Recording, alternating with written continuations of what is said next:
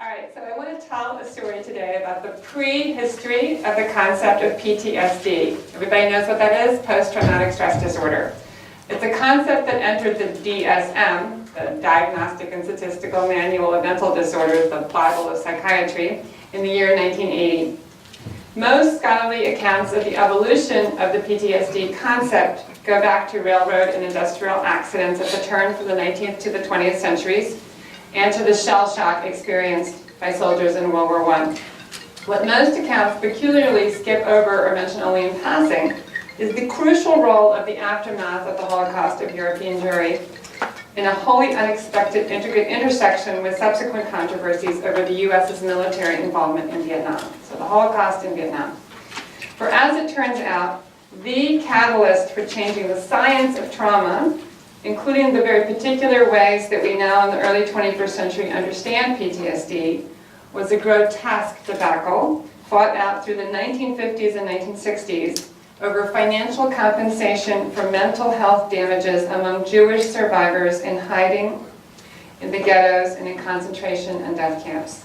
The battle was ugly because the psychiatrists appointed by the West German government to evaluate the survivors regularly rejected their claims, arguing that whatever debilitating insomnia, nightmares, anxiety attacks, depressions, disabling psychosomatic pains like horrible crippling stomach aches or headaches or whatever, difficulty concentrating or apathy that survivors were displaying must have their source either in the survivors' pre-camp lives, they were screwed up before they got in the camps, perhaps even in their characters from the time of birth, or in their difficulties adjusting to post-camp life. Anything at all but the camps themselves. In other words, to understand what it took to bring the science of trauma into view and into medical and legal legitimacy, you have to understand how completely saturated the medical scientific battles over reparations were by politics and emotions. Bless you. It was against the doctors who regularly rejected survivors' claims for health damages. And these rejecting doctors, many of them were Gentile Germans, in other words, non-Jews. Many of them were ex-Nazis, actually, though there were occasionally Jewish doctors among the rejectors as well. And so it was against those doctors that survivors sought out second or third or fourth opinions from more sympathetic doctors, often, as it happens, German and Austrian Jewish refugee psychiatrists living in the US, in Western European nations, or in Israel. Although it's important to note that there were some very important non-Jewish German sympathizer psychiatrists also. So you could think of this as a battle between ex-Nazis and Jews, but that wouldn't be quite right. It was more useful to think of it between rejectors and sympathizers. And it was up to these more sympathizing doctors to make the case that the origins of the patient's mental health problems lay in the persecutions and imprisonments. The whole thing turned into a battle over what counts as scientific objectivity. Very quickly, two opposing sides emerged, arguing their positions in the pages of medical journals, as well as directly in the patient's case records. Records which were then submitted to reparations offices and subsequently in the tens of thousands of cases that were appealed after initial rejections to courts established in West Germany to adjudicate reparations claims. So the story doesn't begin with the Holocaust, it begins in its aftermath. And it's a law that triggered this debate over the status of trauma. It was passed in West Germany in 1956 as part of a broader set of negotiations underway since the end of the war between the West German government, the Western Allies, especially the Americans, and international Jewish organizations, as well as the young state of Israel. The law provided for small pensions, like $200 a month or so, less than that usually, and in some cases also therapy, for survivors whose capacity to be economically self-supporting had been damaged by at least 25% due to persecution and violence experienced in the Third Reich, in flight, hiding, ghettos, or camps. So that sounds really silly, right? Because the roots of this are in worker compensation law, right? So like if you have an accident at work and you end up having a disability, you end up getting a pension that has to do with the percentage of your inability to be self-supporting. This is a ridiculous way to respond to the Holocaust, but it's exactly what happened. Jews who had lost property under Nazism were able to seek restitution under an earlier law. The law allowing survivors to seek compensation for damages to health and mental health was, to put it bluntly, the law for the little people, the ones who had no property to reclaim. The only property they had, as it were, was their own labor power. Hence this need to prove the 25% or more diminishment of the ability to be self-supporting in whatever new land had become their refuge. But in case after case, the initially evaluating doctor said that whatever survivors had experienced in the camps was something that someone with a previously healthy disposition should have been able to recover from. Anybody having trouble afterwards must have been troubled and unstable before. I can't make this stuff up. Maybe their parents' marriage had not been happy. Maybe they were just oversensitive. Those are the kinds of arguments that were made. Or alternatively, the rejecting doctors suggested perhaps the prospect of receiving a pension was causing these survivors to display symptoms of psychological dysfunction. Over and over, the rejecting doctors denied that there could have been a causal link between the symptoms and the experiences. In other words, the doctors kept on insisting there cannot be a connection between the nightmares, anxiety attacks, and depressions and the violence in the ghettos and camps, the rapes, the medical experiments, the terror, etc. There's no relationship between those, they said. All of this happened in a cultural context in post-Nazi West Germany of intense public hostility toward the very idea of reparations or restitution. As the West German Chancellor Konrad Adenauer's close associate, the Christian Social Union's Fritz Schaeffer, who's a conservative Catholic and the second most powerful man in the post-war government, put it with a striking lack of inhibition, quote, "If the Jews want money, they should raise it themselves by arranging for a foreign loan." Schaeffer was, from 1949 to 1957, the head of the Ministry of Finance, and his main assistant, it's a man named Ernst von Lacroix, was a man given to remarking even more obnoxiously on his annoyance, quote, about the terrible drama of Israeli Jewish demands and about how world Jewry just will not let go. Schaeffer openly stoked public anger against survivors by provocatively prophesying that reparations to Jews would so strain the West German financial system that it would, quote, inevitably lead to a devaluation of the Deutschmark. As though, not much more than 12 years previously, non-Jewish Germans had not been enthusiastically supportive of a criminal regime and had not benefited directly with career opportunities and with property from so-called Aryanization, Jewish flight, deportations, and murder. So the major transfer of money, of course, had been away from Jews and to non-Jewish Germans, right? These two, Schaeffer and his assistant, were the men in charge of managing the entire reparations apparatus. Schaeffer liked to complain also that no one was willing to break the taboo against criticizing the reparations project for fear of being accused of anti-Jewish sentiment. But of course the taboo was broken all the time. Chancellor Adenauer himself is said to have remarked in a high-level meeting, quote, "The Jews cheat us anyway." In the wider public and in the media, there was far blunter rhetoric. Henrik van Dam was the head of the Jewish community in post-war Germany. He received hate mail with content such as, "You get yourself out of Germany as fast as you can. Every second Jew has made false claims and enriched himself. The reparations must end." A letter written by a pastor in Berlin to the news magazine Der Spiegel declared, this is commenting on a much-discussed case in 1957 in which a school teacher had told a Jewish survivor that, quote, "in my opinion, far too few Jews were gassed," that this kind of unfortunate slip was understandable in a situation of unequal rights. Quote, "Once Jews had fewer rights than Aryans, nowadays a problematic reparations practice has turned the legal situation into the exact opposite." Or as another letter writer opined, again defending the school teacher's remarks, "Once again, the chosen people," it's obviously a slur of Jews, right? "The chosen people are each and every one dancing around the golden cap." Yes, there were counter-arguments. So one letter writer noted sarcastically, this is sarcasm, quote, "Many of our contemporaries now like to reproach the Jews for the fact that so many of them are entitled to compensation. After all, back then it was obviously due to their self-interested profit-seeking that these mercenary Semites pushed their way so eagerly into the concentration camps." But one sees from the terms of debate how much dislike of Jews permeated the discourse. So promptly, three actually separate matters got totally mushed together. One, what does a post-fascist government owe the victims of its predecessor, morally and legally? Two, whether reparations in principle were a just concept, but the demands of world Jewry were unreasonable and excessive. And three, whether a few bad apples, like a few false claims, could be construed as standing in for the group as a whole. In this climate, avid opponents of reparations, like the Christian Democrat Jacob Deal, could frame their objections in coded but easily understood ways. Can it truly be just, Deal asked rhetorically, that in countless cases individuals covered by the reparations law are better off financially now than if they'd never been persecuted?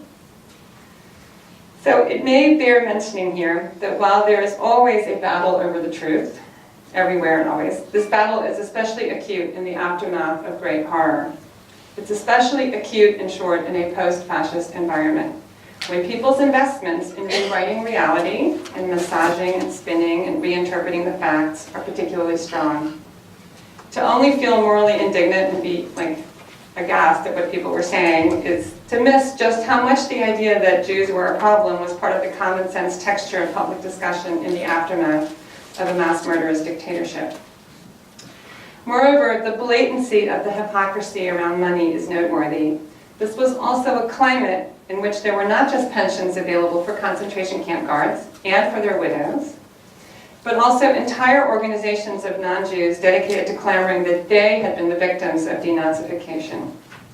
And this included people who were distressed that Jews whose property they had stolen had come back to reclaim it. As of the end of 1966, a decade into the process, rejections amounted to more than a third of the cases. And indeed, on the initial round before a case went to the courts on the basis of more sympathetic evaluations, the rejection rate had been more than half. The justifications for the rejections of the applications for pensions took a multitude of forms. One doctor in 1960, for example, found a woman who had spent 3 years in Auschwitz to have a, quote, psychopathic personality with a tendency toward abnormal processing of experience and an inability to deal with life. The expert consensus, he declared, was that a, quote, normal person would have recovered 6 months after liberation at the latest. Other victims were described as having hypochondriacal attitudes. This was said in regard to a man who'd been in 1 ghetto, 3 concentration camps, had been thrown off of a truck, had his mother, sister, wife, and 4 children murdered. Or in another case, an applicant was diagnosed as displaying a hysterical, faulty attitude. This was in response to a woman who made strange, inarticulate sounds when being questioned about her experiences. Those experiences included not only 8 to 10 hours of heavy camp labor every day, but also the murder in the gas chambers of 2 children, 6 siblings, and 2 grandchildren who'd been torn directly from her arms. There were thousands and thousands of cases like this. A significant number of the claimants were written off as suffering from a pre-existing condition, a, quote, anxiety neurosis. They were just labeled that they were nervous or unstable people. Let me tell you about one more case. There was a case of a Polish Jewish man born in 1913 who had lost wife and child and parents and several siblings, survived the Warsaw Ghetto and the labor camp Valenti, where he was violently abused and from which he then escaped. He hid with a farmer in a pig stall in a coffin-sized pit covered with pig dung, in which he could neither move nor turn around, and where he had to urinate and defecate and was only fed every few days. He became too weak to sit up unassisted. He lay there for 18 months, frequently in terror of the SS contingent coming through with trained police dogs. Only the pig dung piled over his pit kept the dogs from sniffing him out. Years later, he had constant pain in his joints, dizzy spells during the day, difficulty concentrating, and nightmares from which he woke screaming at night. "I should rather have died," was the survivor's own self-assessment. Congenital idiocy was the doctor's diagnosis. Meanwhile, in addition to the things they said about the patients, the doctor's intent on rejecting not only specific individual claims, but the basic premise on which the whole reparations process was built, started recurrently to impute a lack of objectivity to those physicians who were beginning to insist that there was definitely a relationship between the persecution and camp experiences and the psychological damages.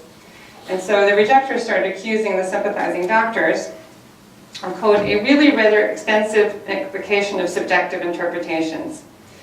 Rejecting doctors sneered that the evaluations of survivors produced by more sympathetic doctors had a downright artistic design, but quite often we find the evidence for the reality content of the proffered portrait entirely lacking. Over and over, the sympathetic doctors were dismissed for having an empirical basis that is really rather thin. Most fundamentally, the very idea of granting a pension for any, quote, neurosis was declared by the lead researcher on neuroses in West Germany to be, quote, scientifically insupportable. It was precisely the possibility of a pension that caused people to be unable to get healthy, he announced. So the assumption is that basically either people were screwed up before or they want money in the future. It can't possibly be the camps themselves. The rejectors also repeatedly demanded evidence of what they called bridge symptoms. In other words, a bridge between the experience. They want to know why there's this latency period between the end of the war and when people start having the nightmares. So this time lag notable between liberation from the camps and the emergence of psychological distress was seen as suspicious, read as yet another sign that the survivors were motivated by the hope of financial gain. And nowadays, of course, we know that a latency period between the trauma and the symptoms is a typical sign of post-traumatic stress. And finally, there was the peculiar way in which Freudian psychoanalysis appeared and disappeared in the rejectors' texts. So you have to understand that during the Third Reich, the Nazis constantly mocked Sigmund Freud. They mocked psychoanalysis as dirty and Jewish and just rejected it. And they stole his ideas all the time. And so that happened in the post-war period as well, with the rejectors both denigrating and misappropriating Freud. And it showed up especially in debates about whether the patient's symptoms were conscious or unconscious, and in disputes over whether early childhood experiences were more significant for character development than whatever persecutions and imprisons happened later. How did the tables finally turn? Already in the 1940s, during and after the war, there were a number of survivor professionals, in other words, doctors who were themselves persecuted and themselves inside the camps, and soon a number of other physicians in France and Poland and the Netherlands and Norway, all over. There were people who had actually been in the camps themselves, and they were medical professionals, and they started to theorize about the problem. And there were international conferences held where people were discussing their findings. But it was not until this law was passed in '56 and the claims started to be rejected that the physicians who were more sympathetic needed to, who were convinced of the reality of post-camp psychological damage, that they needed not just to counter the contentions of the rejectors, but also make fuller sense of their own findings. And the findings were confusing. Among the issues that the sympathizers grappled with was the purported comparability between death camp experiences and those of prisoners of war or victims of bombings or expulsions. And thus an argument about the uniqueness of what we now call the Holocaust, but which didn't have a name then, right, began to take shape. So it was a very early discussion about the uniqueness. So Hans Strauss, who's this interesting character, who was initially a sympathizer and later became a rejecter, which meant the West German government loved him and his US peers hated him, already in '57 emphasized the singularity in the chronic depressions displayed by victims of the Nazi persecutions, and he rejected the comparisons with victims of industrial accidents and wars. Another widely respected Munich-based psychiatrist, one of the most remarkable sympathizer doctors, opened a 1958 essay on the subject with the words, "The topic is new, there is no precedent." And yet another sympathizer emphasized key elements of the concentration and death camp experience to explain what makes it unique, right? He said the utter guiltlessness of Jews, right? The difference between Jews who were there for no reason except they're Jewish versus, say, political resistors who know why they're in the camps, know that they have chosen to resist. So that's one thing. Another thing is the complete powerlessness and the continual vulnerability to the most primitive cruelty and sadism. And yet another thing that is unique is, of course, the complete moral inversion of values in the camps, the ways in which prisoners were turned against each other and were made co-responsible for each other's suffering. Yet other sympathizers emphasized the shattering loss of loved ones. You have to imagine people who came from like 50-person extended families and they're the only person left of their entire family after the war, right? And the guilt of surviving, not just while others died, but also at the cost of constant humiliation and degradation. But the trouble is that the sympathizers were also confronted with the complexity of their evidence. There was a bewildering variety of syndromes and symptoms, and every attempt to systematize, like they tried to figure out the patterns, like maybe the age you were at when you entered the camps mattered, or maybe the particularities of the camp, or the kind of violence you encountered, but it never fit, because there were just a million different experiences. Moreover, certainly the type of person one had been before did shape how one managed the camp experiences. And indisputably, the conditions of post-camp life mattered as well. Was there a spouse? Were there family members with whom to reunite? Was there a new love? Was there meaningful work and social respect? Inevitably, some survivors had trouble adjusting in a country, whether they were in the US or in Israel or any number of other nations, where they didn't initially speak the language. You know, you might have trouble if you were dumped someplace else, right? And were unable to gain a foothold. Meanwhile, they were also stumped by this issue of the lack of bridge symptoms. How could this time lag in the emergence of symptoms be explained? And why was it that some survivors, maybe as many as 3/4 all told, seemed to be able to build up some kind of post-camp life, sometimes even a very successful one, and showed no particular signs of mental health damage, while other human beings were completely crumpled? And then there's a whole other subplot where, because also the sympathetic, often Jewish doctors now in exile in the United States or Israel or Western European nations are trying to help these people get reparations, and had been trained within the same German medical system that said there's no such thing as a mental health problem unless there's a physical source that you can explain. So they overemphasized physical symptoms if they could find them, a kick to the head or malnutrition over a long period of time. And that just made them look even more vulnerable to exaggeration or fudging the evidence from the other side. So there were really courageous sympathizers on both sides of the Atlantic. So one of the most important ones, the German defenders of the survivor, was a very young guy, much younger than his colleagues, Ulrich Wenzlaff. He'd been mentored by Gottfried Ewald. These names mean nothing to you, but Ewald is the only psychiatrist in the Third Reich to openly oppose the murder of the handicapped. So you can learn something about the transgenerational transmission of courage, right? And so he gave encouragement to his young student, Wenzlaff, who actually developed a concept, not PTSD, but it was called experience reactive personality change. Typical long German phrase, erlebnisreaktiver Persönlichkeitswandel. But what he's trying to do is come up with a diagnosis that captures the idea that the symptoms are our response to the experience. And he also was incredibly clever strategically, so he found ways to sort of tushy kiss the rejector guys and say, oh, we just learned so much from you, but unfortunately you're behind the times. And he found ways to sort of flatter them a little bit, but then move on and say, listen, we need to talk about this new phenomenon. Within the United States, a signally relevant figure was a man named William Niederland, based in New York, who worked tirelessly in hundreds of sympathetic evaluations and dozens of scholarly essays and media interviews to achieve reversals of the initial rejections. He is most famous to this day for coining the concept of survivor guilt, which is a contested but at that time strategically really important topic. But one of the biggest contributions Niederland made was to call attention to the point that life in hiding, often under sub-animal-like conditions and in constant terror of discovery, could be as damaging to mental health as life in the concentration and death camps.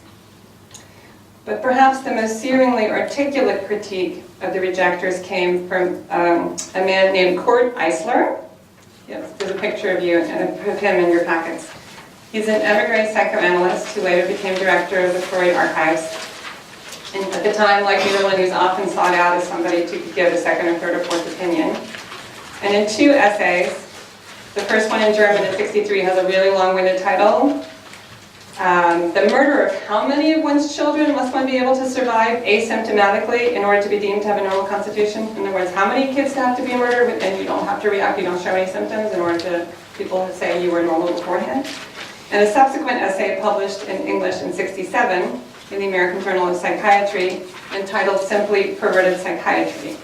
Eisler dismantled the rejector strategies piece by piece. And his whole point is to say it's the rejectors who have a lack of objectivity.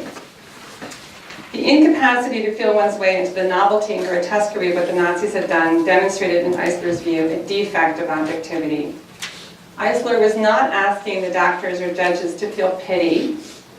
Rather, he reflected on how any one of those professional men would himself react if he was arrested, put into prisoner's garb, forced to do heaviest labor in the worst weather and on the absolute minimum of food, had his children murdered, been hunted by dogs, threatened with being shot, kicked in the head, and abused so badly that his face carried permanently disfiguring scars. After 3 years of this, would he really be able to resume his daily life? As Eisler concluded with deadpan fury in 1963, quote, "It remains a mystery how such a profound malfunction of the ability to identify can emerge among educated intellectuals. It was the rejectors, he said, who had an emotional conflict when they were conducting evaluations. The idea that a psyche, a soul, is not autonomous and impervious, that it can in fact be damaged, indeed damaged forever, he proposed, must awaken strong fears. In the 1967 essay, Eisler had his own theories about the kinds of regression to more primitive, pre-civilized, archaic emotions of contempt for the weak and contempt for the suffering that Nazism had encouraged and that he found persisted after 1945. Striving to sort out what it was about the crushed survivors, these trembling people that they show up in their offices, that seemed so to destabilize the evaluators, Eisler noted that contempt for the weak had complex emotional roots and appeared to be connected, he submitted, with the whole problem of sadomasochism. A tragic hero, no matter how narcissistic or criminal, was held in awe.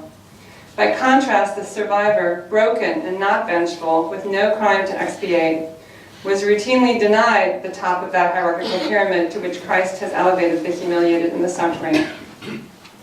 Eisler went on to imagine that the hostile evaluators were actually deeply afraid in ways they couldn't acknowledge themselves, seeing a survivor that they themselves, had they been in the camps, might well have reacted to their oppressors with weakness and groveling. By no means granting himself greater virtue, Eisler also reflected that the discomfiture in the face of humiliated people was, quote, something of a universal reaction still very much alive in almost all of us. Nonetheless, his point was that anyone who's not critically self-aware and able to control this archaic feeling should recuse himself from, or be excluded by the authorities from the right to conduct evaluations. But his plea for the rejectors to be excluded is not what happened. Unsympathetic evaluators continued their work well through the 1970s and in some cases beyond. What happened instead is that the international power balance shifted. And one early result was an achievement by lawyers who introduced a change in 1965 called a concentration camp presumption. So suddenly, instead of having to endlessly prove that there was a relationship between your experiences and your symptoms, if you'd spent 1 year in a camp, it was presumed that there was a relationship between symptoms and experience. Rejectors found another way to get around that, for example, saying, oh, it's only 23%, not 25% of the inability of self-supporting, and then reject it again. Nonetheless, there was a shift in the international terms of debate. Just as important was a dynamic that can only be called the Americanization of the debate, inextricable from the wider rise of, and indeed a major contributing factor to, Holocaust consciousness in the US. Especially significant were the series of conferences in Detroit, organized by Nederland together with his fellow psychiatrist Henry Crystal, beginning in '63 and with results published in '68 and '71, at which not only the sympathetic German young guy Ulrich Wentzlaff was present, but additionally which brought together psychiatrists from all over the United States who did not just do diagnosis but also therapy with survivors. Notably as well, the Detroit conferences brought in Robert J. Lifton, who was to become one of the key linking figures in the subsequent development in the course of the 70s of growing cooperation between experts working with Holocaust survivors and those working with anti-war Vietnam veterans in formulating the concept of PTSD. Because ultimately it took the Vietnam War to bring the Holocaust fully into focus. As manifestly different as the cases of soldiers and survivors were, the incontrovertible fact is that the growing public discussion surrounding Vietnam vets and the pressure of anti-war groups helped greatly to push PTSD into the DSM. And if you look in your little packets, you can see among the dozens of examples by which this linkage is established, an essay in the New York Post in 1972 carrying the banner headline, Auschwitz and Viet, the Survivors. Indicatively, Nederland and Lifton were both quoted under the subhead, both groups feel guilt. Vietnam was also especially important for the perpetually nagging issue of the time lag. This issue that had so stumped the sympathetic physicians and had given rejectors countless opportunities for the mockery of survivors was suddenly understood to be not only pervasive but also a key characteristic feature of human response in the aftermath of encounters with distressing events. Finally, there's a very important figure, Nancy Andreasen. She's a highly respected psychiatrist. She's a specialist on traumatic burn injuries, and she's the one who's been given the task to organize a work group to talk about various kinds of trauma. and ultimately she's the one who's responsible for getting PTSD into the DSM. She had read all of Nederland's and other people's work on Holocaust survivors, and she was determined to integrate that into the concept of PTSD. So she drafted a memorandum in 1976, because a lot of the people working with anti-Vietnam War vets wanted to call it post-Vietnam syndrome. And she was like, no, we're going to make this much broader. And she listed in her memo what she wanted to include, and it ultimately went into the level of psychiatry: rape, military combat trauma, natural disasters like floods and earthquakes, accidents like airplane crashes or large fires, and also expressly mass catastrophes of human origin: Hiroshima, torture, death camps. So, in sum, in order to put the point a different way, initially the battle over reparations for survivors forced advocates for survivors to articulate an early case for the uniqueness of the Holocaust and the utter non-comparability of racial persecutions with the experiences of soldiers during wartime. But by this twist of historical fate, the fact of Vietnam, and the catastrophic decline in the US's moral authority due to that war, and the rise of a passionate anti-war movement, all of that brought not just soldiers but also survivors' traumas into Americans' public consciousness and into official medical nomenclature. In this particular crucial tactical instance, the new emphasis on comparison and not just uniqueness provided an amazing opportunity for an advance in moral, medical, and legal thinking. So I could end here, but I have a 5-minute coda, okay? It's going to take us to Latin America. One great problem with the ascent of PTSD, inevitably, was that it relativized and blurred the differences between victims and perpetrators. In other words, not just between survivors of concentration and death camps on the one hand and US soldiers returning from Vietnam on the other, but it also blurred the differences between a soldier who'd been tortured as a prisoner of war and a soldier who had himself been a war criminal. And at the same time, the possibility that the Vietnamese victims of US violence might be traumatized was not even taken into account. Or, as the German-born but longtime Chilean resident psychoanalytic psychotherapist David Becker put it, the effect was an amoralization of trauma.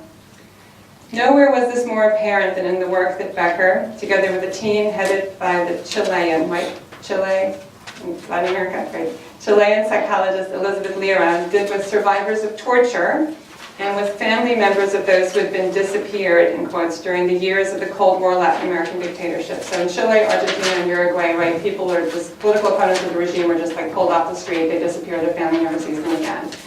Many of them are tortured horribly. And the whole point of the torture was a whole new concept during the Cold War. The point of the torture was to destroy the identity of this opponent of the regime. It's not to acquire information. It's not to get a confession out of them. It's rather to attack the identity of the victims, to attack their very sense of reality. In other words, the whole point is to crush political opponents of the regime, all the while denying that it's happening. So often survivors of torture actually had to sign a thing saying that they were treated well during their imprisonment and so on. There's a total disconnect between the reality of the horror and what's speakable in the public sphere. Torture and disappearances both were not speakable, and they put victims and their loved ones into impossible binds. And there's lots that could be said about Becker and Lira and their unbelievable courage in working with the survivors of torture. But what I want to conclude with are the theoretical and therapeutic insights that Becker developed during this time and in his later stints in places like Zagreb, in the former Yugoslavia, in Gaza, and in Luanda. So he just goes all over the world now and deals in massively traumatized situations and helps the therapists there. In particular, Becker was inspired by the writings of the Dutch-German-Jewish writer Hans Keilson, who had worked in the Nazi-occupied Netherlands with children in hiding. So you know that the Nazis took over many different European countries, not Switzerland and Sweden, but almost everything else, right? And many places people went into hiding in order to avoid the deportations and the murders. And so he tracked children in hiding, and then also looked to what happened to them after the war. Did they go back to Jewish family members, or did they stay with their Christian families that had hid them? How did they manage psychologically? He studied all of that. And he generated a powerful theory of sequential and chronic traumatization. So in addition to this amoralization, where you can jumble perpetrators and victims together and they're all just traumatized, like there's no moral differences between them, another related problem with PTSD that was identified by David Becker, building on Keilson, was how the concept, even as it officially recognized external triggers of internal suffering, actually decontextualized the suffering. So in Becker's view, and the easiest way to understand what he's talking about, there's no question that the T for trauma and PTSD is real. But he objected to the P, S, and D. All too often, he pointed out, there is no post. It's not over. The damage keeps going on, right? As crises continue. Stress, he said, is far too mild a term for what traumatized people had gone through, and the word disorder localized the problem in the person rather than in the situation. Over time, the years in Chile and subsequently in other crisis regions, together with his engagement with Carlson, gave Becker a new vantage point for thinking about both Vietnam and PTSD. From a more global, rather than narrowly US or European point of view, the ascent of PTSD could be understood as a side effect of both the Cold War and of struggles over decolonization. Right? Let's remember why there was a war in Vietnam in the first place. Right. From this perspective, Becker came to see Vietnam, quote, as one of the last great imperial wars. And he came to rethink PTSD's emergence as a striking compromise. A compromise which at one and the same time managed both to acknowledge and to disavow its late colonial context. Quote, the war was lost. Everybody knows this, right? The US lost the war. The horrors of this war should somehow be recognized, but its political significance, its colonial destructive force should simultaneously be disavowed. This doubleness in the response to Vietnam, in turn, provided the key to the PTSD concept as it had been formulated. Quote, suffering is acknowledged, but it is stripped of its colonialist contents. So it's understood that social processes cause pathology, but the processes themselves are off limits for discussion. In fact, Becker argued, in view of the exponential proliferation of trauma projects, I mean, every major hospital in the country has trauma projects now, both for dealing with the soldiers coming back from Iraq and Afghanistan and for sending experts out into global crisis regions all over the world. It's become a huge industry, all in the midst of ever metastasizing wars, both large and small, each spawning more suffering in which no world leaders seem to be able to bring to an end. The trauma work had indeed become a business, but he argued it also needed to be understood as a long unfolding post-colonial process.